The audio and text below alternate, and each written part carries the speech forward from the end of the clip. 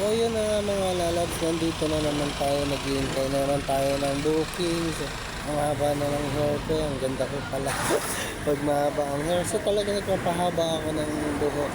Kasi dati ang buhok ko is hanggang dito na, nung nasa Saudi pa ako. So nagtrabaho ako dito sa Pinas. Naputulan, ingay naman yung motor na yun. So yun nga, maraming gusto ko lang magpasalamat sa lahat ng nag-support sa akin. Sa mga bago dyan na hindi pa nakafollow, mag-follow na kayo. At sa lahat ng nanonood ng video ko, maraming salamat sa inyo. Sa mga tala sender dyan na nagbibigay sa akin, maraming salamat sa inyo.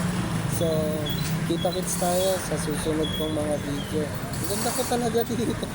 Hindi ako makapaniwala. So, yan lang guys. Maraming salamat. Love, love.